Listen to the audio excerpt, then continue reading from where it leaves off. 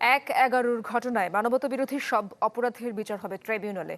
Chief prosecutor Aminul Islam একথা জানিয়েছেন। নিজ কার্যালয়ে সংবাদ সম্মেলনে তিনি বলেন, ক্রসফায়ারের সব ঘটনা যাচাই বাছাই করে তালিকা হবে বিচার।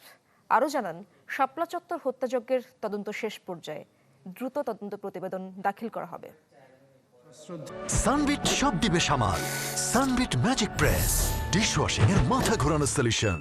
চিত্তে শপথ করিতেছি যে 2007 সালে বাংলাদেশ দেখে এক সেনা সমর্থিত তত্ত্বাবধায়ক সরকার। এই অরাজনৈতিক সরকার ১-১১ সরকার নামেও রাজনৈতিক অঙ্গনে পরিচিত। এ শাসনামলে দুর্নীতি দমনের অভিযানের নামে রাজনৈতিক ব্যবসায়ীদের পাইকারিভাবে গ্রেপ্তার, জেলে পাঠানো ও নির্যাতনের গুরুতর অভিযোগ ওঠে। সম্প্রতি গুম খুনের অভিযোগে ১-১১ কুশীলবদের অন্যতম আলোচিত ৩ সেনা কর্মকর্তাকে গ্রেফতার করা হয়েছে। মঙ্গলবার আন্তর্জাতিক অপরাধ ট্রাইব্যুনালের চিফ প্রসিকিউটর আমিনুল ইসলাম জানালেন, সেই কুশীলবদের সবাইকে আনা হবে আইনের আওতায়। ১-১১ সময় বা মানবতা বিরোধী অপরাধের সাথে সম্পৃক্ততা যাদেরকে পাবো, ট্রাইব্যুনাল সমটো সেগুলো ইনভেস্টিগেশন করবে এবং ট্রাইব্যুনালে বিচারের সম্মুখীন করার মতো যদি সাক্ষ্য প্রমাণ পাওয়া যায়, ট্রাইব্যুনালে বিচারের সম্মুখীন করা হবে। শাপলা চত্বর গণহত্যায় পুলিশের সাবেক ডিআইজি আব্দুল জলিল মণ্ডলকে গ্রেপ্তার দেখিয়েছেন ট্রাইব্যুনাল। এর আগে গত বছরের 14 মে এ মামলায় 12 জনের বিরুদ্ধে গ্রেপ্তারি পরোয়ানা জারি করা হয়।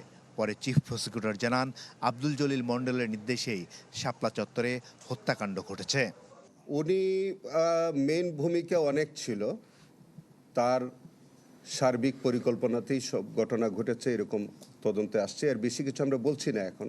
খুব সহসাই আমাদের তদন্ত কার্য শেষ হবে এবং এই মামলায় আমরা রিপোর্ট দাখিল সাপেক্ষে ট্রাইব্যুনালে ফরমাল চার্জ আমরা দাখিল করতে সক্ষম হব। শুধু তাই নয়, বিগত 15 বছরে বাংলাদেশে ক্রসফায়ার ও মামলার তালিকা করতে তদন্ত সংস্থাকে নির্দেশ দিয়েছেন চিফ প্রসিকিউটর। ক্রসফায়ারে জড়িতদের ছাড় দেওয়া হবে না বলেও হুঁশিয়ারি দেন তিনি। অপরাধগুলোর মধ্যে যেগুলো আমাদের ট্রাইব্যুনালে বিচারের আওতাভুক্ত হবে, এই সবগুলো মামলা আমরা তুলে নিয়ে আসব এবং আমাদের এই ট্রাইব্যুনালে বিচারের ব্যবস্থা করব।